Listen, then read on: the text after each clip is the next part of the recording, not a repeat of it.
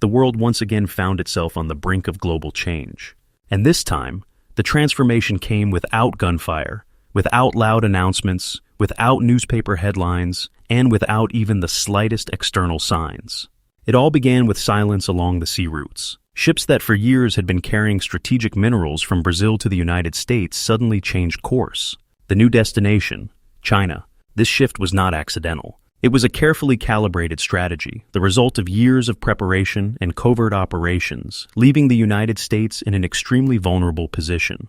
Secret maneuvers in the global game revealed a critical truth. Whoever controls the sources of lithium, nickel, and rare earth metals controls the future of the world economy and the technological revolution in electric vehicles.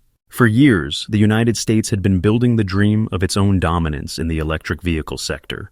Billions of dollars were invested in startups, gigafactories were constructed, deals were made with suppliers, and at the center of all these strategies stood one ambitious goal: to surpass China. However, reality proved more complicated. While endless debates over tariffs, quotas, sanctions, and subsidies raged in Washington, Beijing was methodically consolidating its positions in the global economy, securing the resource base in strategically important countries. Investments in ports, the construction of railroads, the establishment of logistics centers, and the support of mining operations in Brazil were not merely commercial transactions. It was a deliberate expansion, thought through to the smallest detail. China was not simply buying resources. It was building the infrastructure of the future. Today, the Lithium Valley of Brazil effectively operates in the interest of Chinese battery giants. Nickel, which not long ago was meant to revive factories in Detroit, now heads to the plants in Shenzhen and Chengdu. The reasons for this reorientation are clear: transaction speed, reliability of deliveries, minimal bureaucracy, and favorable contract conditions. While the United States was imposing new tariffs and restrictive measures, China was simplifying processes and offering guarantees. The world had become accustomed to thinking that control over technology represented the pinnacle of power. But without access to raw materials, even the most advanced technologies remain only a dream. The flawed trade barrier policies of the United States backfired. In trying to protect its own industry, Washington effectively pushed Brazil into China's arms. Under the pressure of new tariffs, Brazilian resources became non-competitive for American companies. Auto giants like Tesla, General Motors, and Ford encountered shortages of raw materials, rising costs, and halted production lines. Supply chain disruptions emerged, battery prices began to climb, and with them, the prices of final products. Factories in Michigan, Ohio, and Georgia began to lay off workers en masse, and entire regions faced a new wave of economic instability. The mistake in tariff policy became one of the largest missteps of the American industrial sector in recent decades. Against this backdrop, China did not stand still. Since 2018, Beijing has invested billions of dollars in the development of lithium and nickel deposits in Brazil. Simultaneously, modernization of ports, construction of new processing plants, and development of logistics routes were underway. Today, China possesses almost complete vertical integration in the supply chain, from raw material extraction to battery production and the manufacturing of finished electric vehicles. At the same time, transactions are conducted in yuan and reais, allowing the bypass of dollar restrictions and strengthening independence from the Western financial system. While the West engaged in endless discussions about green energy and the fight for ecology, China silently built the real infrastructure of the new global economy. However, this rapid growth has a dark side. Behind Brazil's economic rise lies a heavy environmental cost. Mass deforestation of the Amazon, destruction of ecosystems, and violations of indigenous peoples' rights have all become inevitable side effects of the resource boom.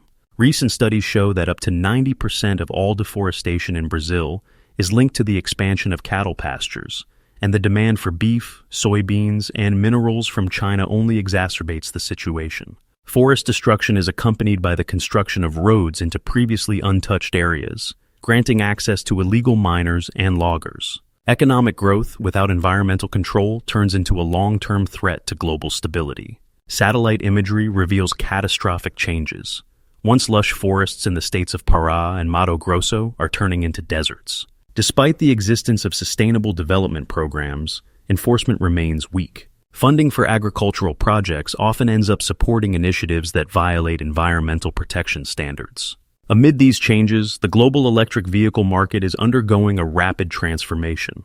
China has firmly entrenched itself at all stages of the production and supply chain, from raw material extraction to the delivery of finished vehicles to global markets. Europe is making attempts to catch up with the leader, but faces issues of scale and a lack of a unified strategy. Meanwhile, the United States, having lost access to key resources, finds itself needing an urgent overhaul of its entire raw material base. The West stands at a crossroads. Either take urgent action or finally concede leadership to China. However, the development of domestic deposits and processing capacities requires colossal investments and significant time. While China already controls all the key links of the chain, the United States is forced to start almost from scratch. Theoretically, the United States can still catch up. But this would require not only a reform of trade policy and an increase in mining investments, but also a revision of the principles of sustainable development. The real future demands a comprehensive approach, fair, sustainable, technologically advanced, and environmentally responsible. Meanwhile, Brazil, standing at its own crossroads, is forced to choose between short-term economic gain and long-term environmental stability. Either it will find a way to preserve its unique natural wealth, or, in its pursuit of quick profits, it will lose its greatest treasures. Automobile manufacturers around the world must urgently rethink their strategies. Quick profits from cheap raw materials could turn into reputational losses and economic disasters in the future. The leaders of the new global economy will be those who prioritize sustainable development and the care for the planet.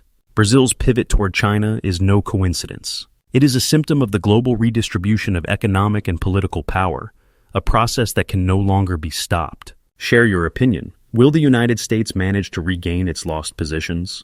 Or has the world entered a new era where the rules of the game are dictated no longer by the West?